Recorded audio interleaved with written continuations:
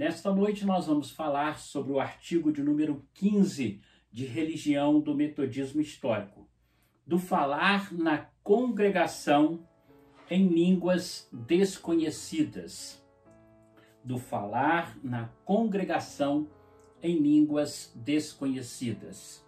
Vamos antes ler o texto da palavra de Deus, lá no livro de Atos dos Apóstolos, o capítulo de número 2, nós estaremos lendo esse texto a partir do versículo de número 7, Atos dos Apóstolos, capítulo 2, a partir do versículo 7.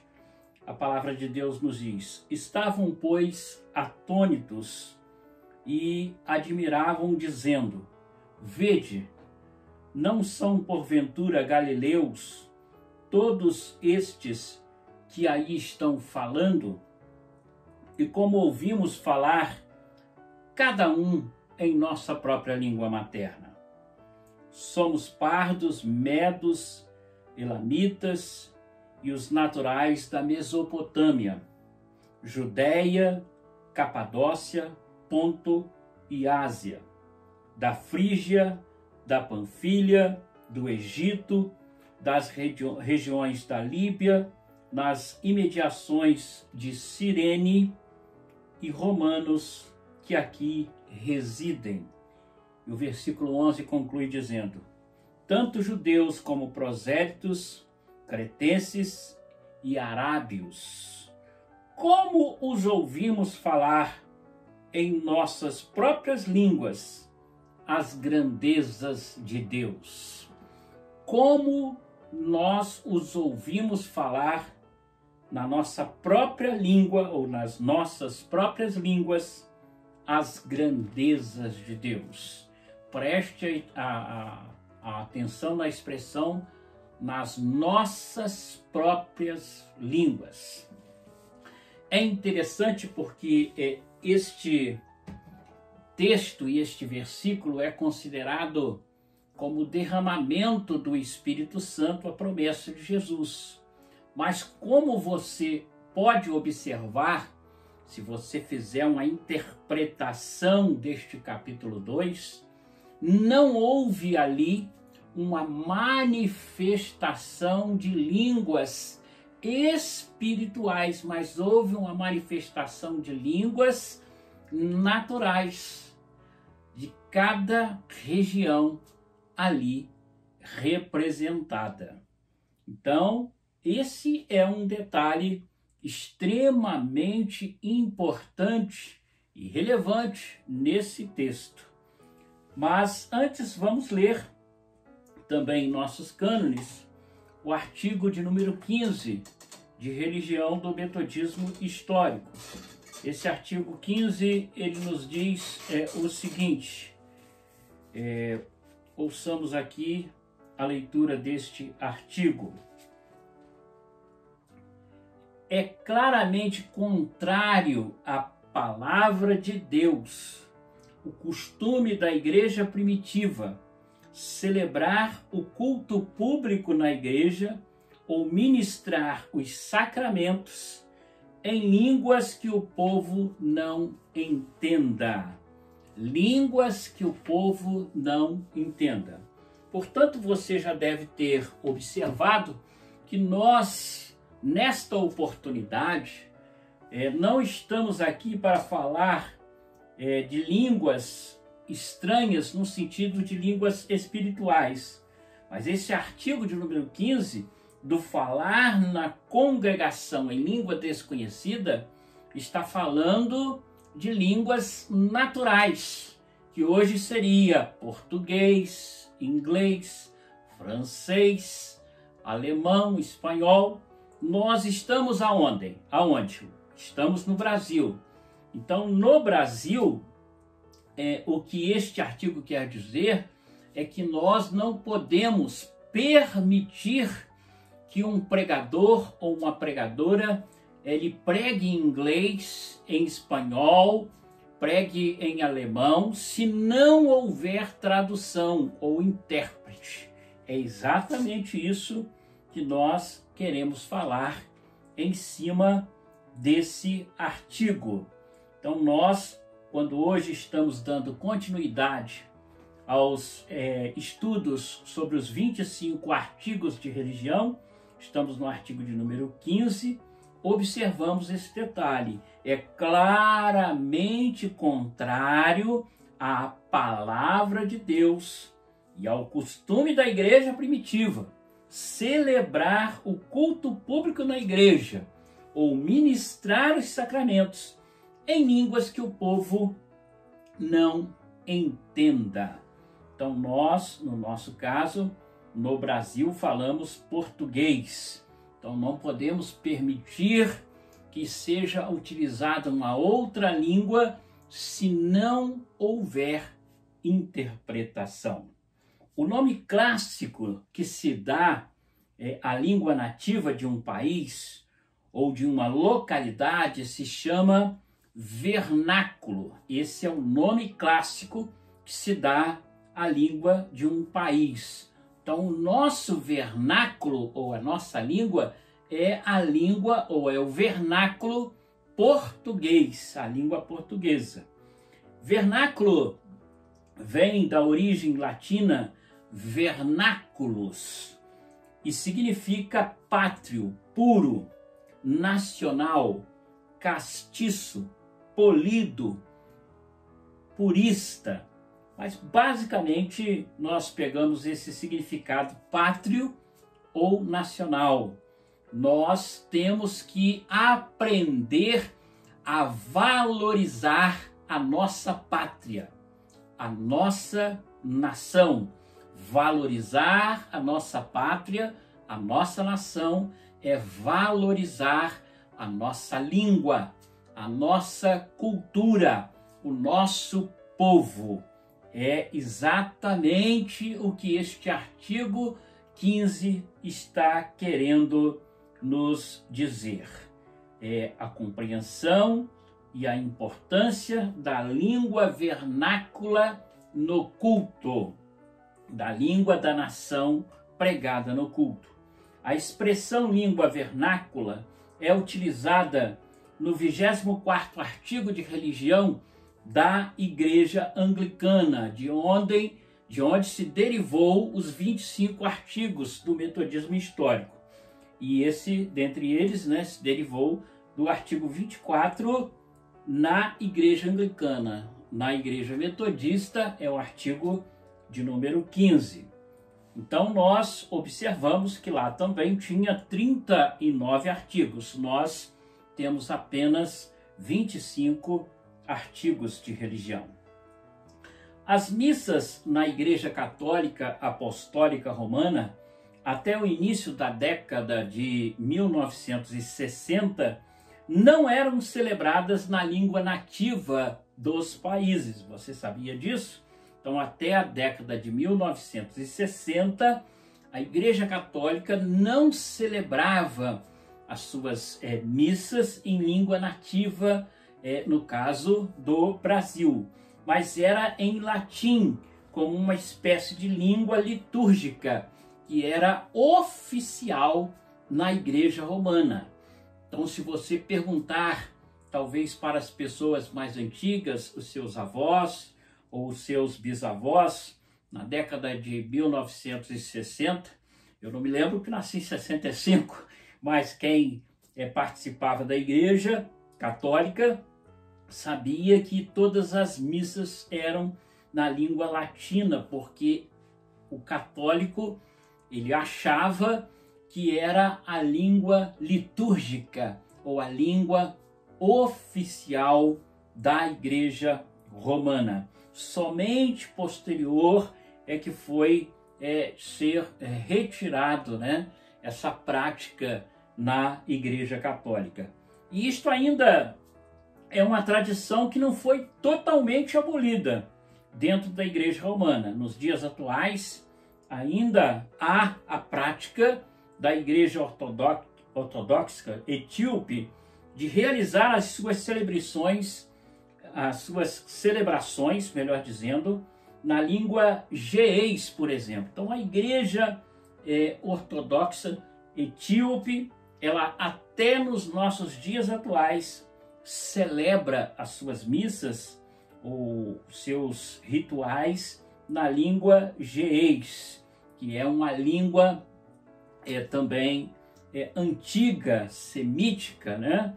Que se desenvolveu na atual região da Eritreia, norte da Etiópia, no Chipre, né? Na África, como uma língua dos camponeses.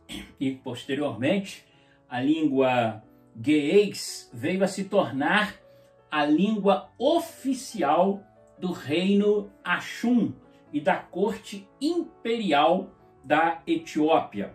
Hoje, o ge'ez permanece como uma língua litúrgica da Igreja da Etiópia, a Igreja Ortodoxa da Etiópia. Língua litúrgica por quê? Porque é usada na liturgia, na prática das celebrações, das missas, na Igreja Ortodoxa Etíope. Assim, então, no entanto, né, na Etiópia, o aramaico ele é a língua do país, e outras línguas locais também da Eritreia e região do Tigre na Etiópia. Então lá há outras línguas locais. A maioria desses países africanos, eles têm uma língua oficial, mas falam vários dialetos.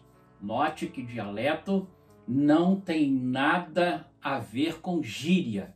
Gíria é uma coisa, dialetos são outras línguas mais nativas e primitivas ainda. Então um problema isso até hoje nos nossos dias atuais na África, né? Então, nesta oportunidade, quando estamos aqui para falar desse artigo de número 15, que nós metodistas cremos que não devemos permitir que nenhuma pessoa, pastor, pastora ou nenhum pregador fale em outra língua senão o português. Quando falar em inglês, em alemão, espanhol, coreano, qualquer outra língua, que haja um tradutor ou tradutora, que haja alguém para traduzir para o povo, para que tudo que for pregado seja entendido, ou seja, do entendimento do povo que ouve. É basicamente o que esse artigo de número 15 de religião do metodismo histórico quer nos dizer. Essa prática, ela dificulta extremamente a compreensão popular, pois é utilizada uma linguagem restrita, onde há um desrespeito à língua nativa e ao povo do país onde a igreja está inserida. No caso, por exemplo, da igreja romana, que fazia as suas missas em latim, era um desrespeito à língua do povo daquele país. No caso do Brasil, um desrespeito à língua portuguesa. Se eu estou no Brasil, a língua oficial do Brasil é o português. E se eu utilizo uma outra língua, eu estou desrespeitando a você ou ao povo brasileiro se não tem uma tradução. Deve ficar bem claro isso. Isso foi transformado em uma grande luta dentro do movimento da Reforma Protestante, pois os reformadores buscaram, né, uma leitura vernacular da Bíblia, que deu origem às diversas traduções do Antigo e do Novo Testamento em várias línguas. Até então, antes da Reforma, não havia a tradução da Bíblia para as diversas línguas. E a Igreja Romana, ela dominava tudo e, além disso, ainda usava o latim, que não é uma língua original dos povos bíblicos, porque a língua original dos povos bíblicos no Antigo Testamento é o hebraico e no Novo Testamento o grego. Então isso causava uma grande confusão. E Martim Lutero e os grandes reformadores da igreja fizeram as primeiras traduções da Bíblia. No caso de Martinho Lutero, a primeira tradução da Bíblia para o alemão. Ele era alemão. E assim, então, sucessivamente, outros tradutores foram traduzindo a Bíblia para a linguagem daquele povo. Hoje nós temos, por exemplo, a nossa Bíblia na língua portuguesa. Mas vale a pena destacar que o original da Bíblia não é no português, é hebraico e grego. Então, nesse sentido, nós temos que também ter cuidado com as traduções, porque muitas traduções não são fiéis aos textos originais. É muito importante utilizarmos uma tradução que se aproxime mais do texto original. Uma palavra na língua hebraica, ela tem uma conotação muito mais profunda do que na língua portuguesa. E isso, então, foi algo observado pelos reformadores da igreja. E segundo dados da Sociedade Bíblica do Brasil, nos dias atuais, a Bíblia, a palavra de Deus, ela é traduzida em mais de 2.400 línguas diferentes. Mais de 2.400 línguas diferentes. Eu tenho aqui na minha biblioteca uma Bíblia em coreano, eu tenho uma Bíblia em inglês, eu tenho uma Bíblia original em grego, que está aqui, ó, Bíblia original em grego, e tenho traduções próximas do hebraico. Tenho uma Bíblia original também em hebraico, que está aqui. Cadê ela? Aqui, ela está aqui, né? A Tenac. Então nós temos mais de 2.400 traduções da Bíblia. Vamos dar uma parada por aqui e vamos orar. Eu espero que você tenha entendido, resumidamente, nesta primeira parte do artigo 15 de religião, que estamos falando do falar na congregação em línguas desconhecidas.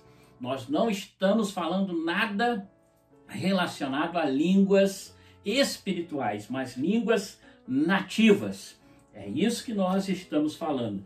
Na próxima semana vamos dar continuidade a esse estudo. Mas quero deixar claro que do falar na congregação em línguas desconhecidas ou significa que nós, brasileiros, falamos a língua portuguesa.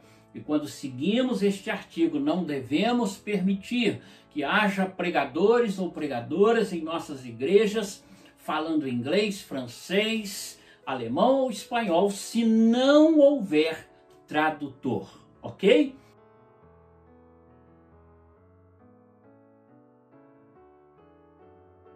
Louvado e glorificado seja o Senhor, e nesta oportunidade nós continuaremos a falar sobre o artigo 15 de religião do metodismo histórico, do falar na congregação em língua desconhecida, a segunda parte.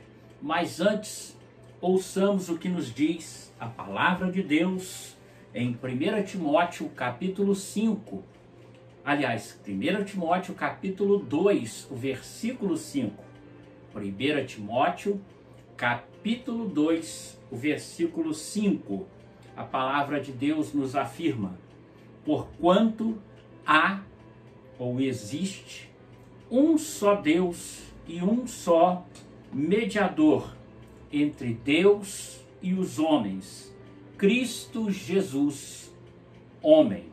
Há ou existe um só Deus e um só mediador entre Deus e os homens, Cristo Jesus, homem. Palavra do Senhor. Dando continuidade ao artigo 15 de religião do metodismo histórico, do falar na congregação em línguas desconhecidas, creio que ficou bem claro para você que nos acompanha no programa anterior, a parte 1, que o falar em línguas desconhecidas não significa línguas espirituais. Línguas espirituais é uma coisa, língua desconhecida é outra. Língua desconhecida é inglês, francês, português, alemão, grego, hebraico e assim sucessivamente.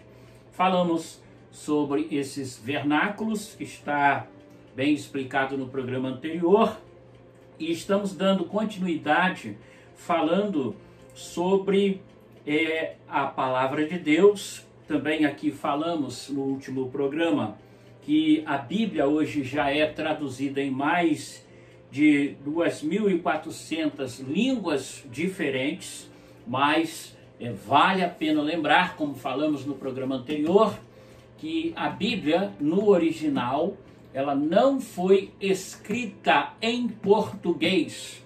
Ela foi escrita em hebraico e em grego. Hebraico, o Antigo Testamento, e grego, o Novo Testamento. Então é muito importante também sabermos disso, porque às vezes na tradução, uma palavra na língua portuguesa, ela não tem um sentido tão amplo como é a riqueza, por exemplo, da língua hebraica e da língua grega. Então isso deve ser também observado por aqueles e aquelas que estão estudando a Bíblia, a palavra de Deus. Portanto, a Bíblia, ela é o livro mais traduzido, mais lido e mais distribuído no mundo. É o livro mais traduzido, mais lido e mais distribuído no mundo. Recentemente eu tenho aqui em minha biblioteca, deixa eu pegar aqui para mostrar a vocês. Nós temos aqui uma Bíblia que a Sociedade Bíblica lançou. Não estou encontrando aqui no momento. Encontrei, deixa eu ver. Não é essa. É uma Bíblia que a Sociedade Bíblica ela lançou recentemente, e a gente tem trabalhado com essa versão e distribuído para muitas pessoas. É a Bíblia Sagrada Recomeçar. E esta Bíblia aqui, ela tem o Antigo e o Novo Testamento completo, só que está em português. E é usada para evangelização. Eu mesmo sou assinante da Sociedade Bíblica. Recentemente entregamos uma caixa desta Bíblia para as pessoas que não têm condições de comprar uma Bíblia. Uma coisa interessante, a minha primeira Bíblia, que também está aqui na minha biblioteca, ela me foi doada por um deputado federal quando eu me converti em 1980. O deputado federal, saudosa memória, Dazo Coimbra, evangélico, e ele então enviou para mim uma Bíblia de presente. Eu nunca o conheci, ele nunca me conheceu, mas eu pedi para ele uma Bíblia, era muito difícil, e ele me enviou uma Bíblia. Ela está aqui na minha biblioteca, guardada até hoje, já bem velhinha, sem capa, porque li muito, mas louvado seja Deus pela vida deste querido irmão que hoje descansa no Senhor, Dazo Coimbra. Então, quando você quiser também participar desta campanha de doar Bíblias para o projeto missionário Passa Macedônia, para a evangelização da sua igreja, você é convidado, e tem Bíblias muito baratas e excelentes, como essa que nós temos da Sociedade Bíblica do Brasil, a Bíblia Recomeçar. A Bíblia, portanto, é o livro mais lido, mais distribuído e mais traduzido no mundo. Pode ser a Bíblia considerada um livro sagrado, e por necessidades missionárias de divulgação dos seus ensinamentos a todos os povos da terra. E assim então, também nós somos convidados e convidadas a estudar a Bíblia através de uma célula de um grupo pequeno, para que possamos crescer na graça e no conhecimento do Senhor. A Bíblia fechada é um livro qualquer, mas aberta, estudada e entendida na sua mente e no seu coração, ela é a palavra de Deus. E esta tem sido a luta de todas as agências protestantes a partir da Reforma, de traduzir a Bíblia para todas as línguas, para que ninguém tenha desculpa, eu não conheço a Bíblia porque não tem na minha língua.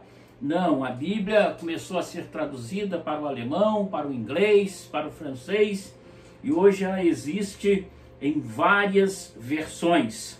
Há uma grande importância nisto, um grande valor em traduzir a Bíblia. Sem dúvida nenhuma, existem muitas traduções ruins, muito superficiais. Por exemplo, uma das traduções da Bíblia para o inglês, que é a Bíblia das Testemunhas de Jeová, ela é muito ruim, ela é péssima, né? Porque não observou os escritos originais. Mas é muito importante o trabalho que essas agências, como a Sociedade Bíblica do Brasil e de outros países, fazem, traduzindo a Bíblia para a língua, a etnia daquele povo ou daqueles povos. E hoje temos também no Brasil a necessidade de traduzir a Bíblia para os povos indigenistas. Nossa pastoral indigenista, ela tem esse grande desafio, e nós sabemos que a Universidade Evangélica parece que Goiânia, ou próximo ali, ela tem também esse desafio, tem lá uma área de tradução da Bíblia para os povos indígenas. Isso é muito importante e relevante. Hoje todos nós podemos ter acesso ao nosso Deus e à sua palavra, pois o véu que separava, como a própria Bíblia diz, ele já não separa mais. Mas há uma importância também de eu querer ter a Bíblia, não na minha biblioteca, mas na minha mente, no meu coração, estudar, comer, me alimentar da Bíblia. Sabe como eram conhecidos os metodistas? Roedores da Bíblia. Traças da Bíblia, eram conhecidos como cupins da Bíblia, porque comiam a palavra, se alimentavam da palavra de Deus. Seja um traça da Bíblia, seja alguém que se alimente da palavra de Deus, pois a própria palavra de Deus nos afirmou neste programa. Portanto, ou porquanto há ou existe um só Deus e um só mediador entre Deus e os homens, Jesus Cristo, o homem. Esse mediador não é o bispo, não é o papa, esse mediador não é o padre, não é o pastor, não é o irmão fulano de tal, a irmã A, B ou C, não é o profeta X, Y, é Jesus Cristo. Aleluias, glórias a Deus. Observamos que a língua, ela é esse instrumento de comunicação entre indivíduos e ela facilita a compreensão mútua e o entendimento dentro do grupo e de populações que dominam esta língua. Por isso é muito importante para aqueles e aquelas que têm um chamado missionário para fora do Brasil, se é para um país de língua inglesa, falar o inglês. Se é um país para a língua francesa, falar o francês. Tem gente que quer ser missionário, mas não quer estudar, não quer aprender a língua daquele povo, e aí não vai dar certo, não vai funcionar.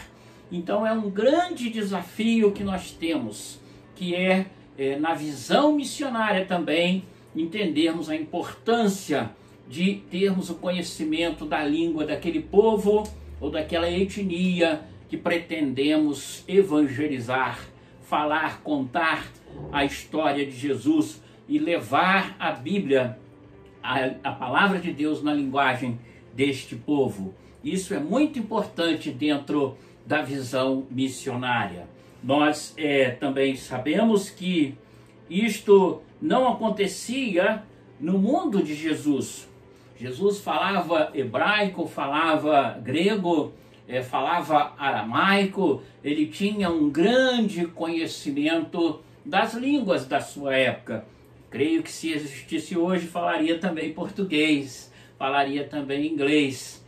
Mas ele hoje deixou eu, você, todos nós, para sermos missionários e missionárias. E no caso de missionário transcultural, é importante aprender a língua daquele povo, daquela etnia, que você vai levar o conhecimento da palavra de Deus, de Jesus Cristo, como Senhor e Salvador.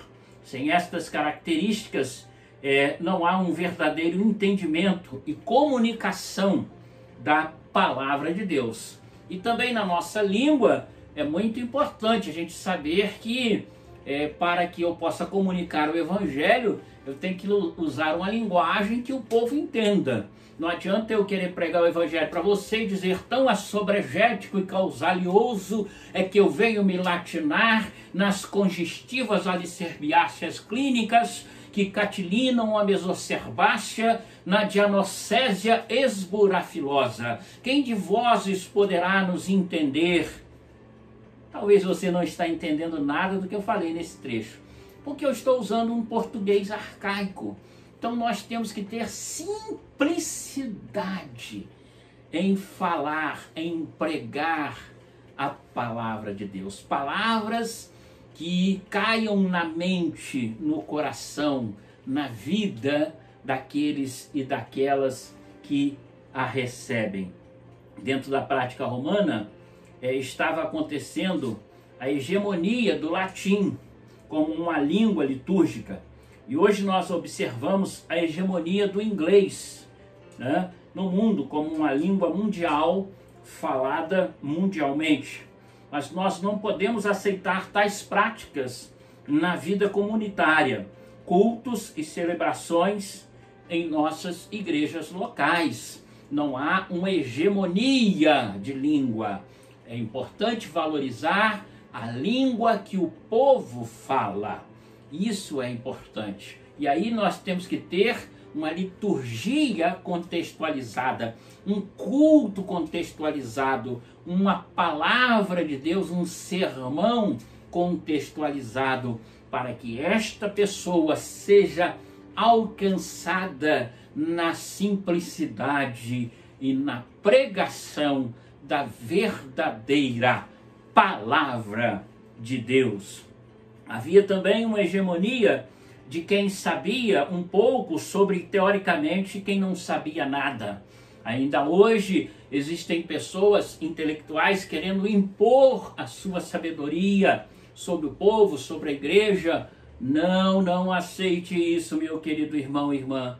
Quando nós temos a sabedoria que vem de Deus, nós sabemos que nada sabemos. Estamos sempre abertos a aprender algo novo. Muitos intelectuais e acadêmicos e doutores e mestres às vezes desviam o verdadeiro conhecimento da palavra de Deus, tanto do seu coração, quanto do meu coração, como do próprio coração deles. Olha só que coisa absurda, né? Há um comentário antigo na história dos avivamentos da Igreja Metodista, que este artigo ele deu margem a divisões, pessoas que usavam distorcidamente para dizer que era proibido falar em línguas estranhas na Igreja Metodista. Isso é um verdadeiro absurdo, que também aconteceu aqui no Brasil. Então não é proibir falar em línguas estranhas. Línguas estranhas são línguas espirituais. Nós estamos falando não de línguas estranhas, mas de línguas desconhecidas. Nós estamos falando de inglês, de português, de francês, de hebraico, de alemão. Então, isso deve ser bem notado entre nós. Nós, metodistas, cremos nos dons espirituais. Ouviu? Nós, metodistas, quem está te dizendo isso é um bispo metodista, cremos no dom de línguas, cremos nas línguas espirituais. É certo que a Bíblia também fala que quando não houver intérprete, não deve ser também utilizado, porque o povo também não vai entender. Então é muito importante esse detalhe também. Recomendamos, para quem tem dúvida deste assunto, a leitura bíblica de 1 Coríntios 14 e da pastoral do Colégio Episcopal sobre a doutrina do Espírito Santo e do movimento carismático, que vai falar e explicar claramente este tema para os metodistas. Esperamos ter contribuído mais uma vez com o conhecimento e a reflexão deste artigo que chega até você, até a cada um de nós. E essa é uma grande marca wesleyana em nossa caminhada e modo de ser igreja metodista. Falar a língua do povo, para que o povo entenda e receba a palavra de Deus. Devemos lutar para abolir no metodismo brasileiro liturgias que não condizem com a nossa linguagem, com a nossa cultura, com a nossa música e com as nossas tradições. Nós não somos europeus, nós somos brasileiros. Eu sou brasileiro e tenho orgulho de ser brasileiro. Precisamos de restaurar este orgulho de ser brasileiro, de falar a língua portuguesa, de procurar estudar esta língua para que possamos falar cada vez melhor. A gente sabe que é uma língua muito difícil, desafiadora, mas que nós possamos crescer na graça e no conhecimento do Senhor. Creio que este é o nosso grande desafio, não somente como metodistas, mas como cristãos brasileiros, de uma vida devocional, uma prática de culto litúrgica contextualizada com a nossa cultura. O nosso Deus não é um Deus acultural. Ele está acima da cultura? Está. Mas ele age na cultura. E ele tira da cultura tudo aquilo que veio para oprimir aquele ou aquela que é daquela etnia e nos libertar e transformar para que possamos ser novas criaturas. Que o Senhor esteja nos abençoando e que esse tempo de busca de novos métodos, de novas formas de comunicar, de se fazer entendido. Temos hoje aí o desafio da internet, né? A comunicação através da internet, onde a gente fala, dê o seu like, o seu joinha, né? O like é o joinha, aquela mãozinha que está lá assim, ó, joinha. Então é uma nova linguagem desafiadora para todos nós, mas que nós possamos atender em nome de Jesus.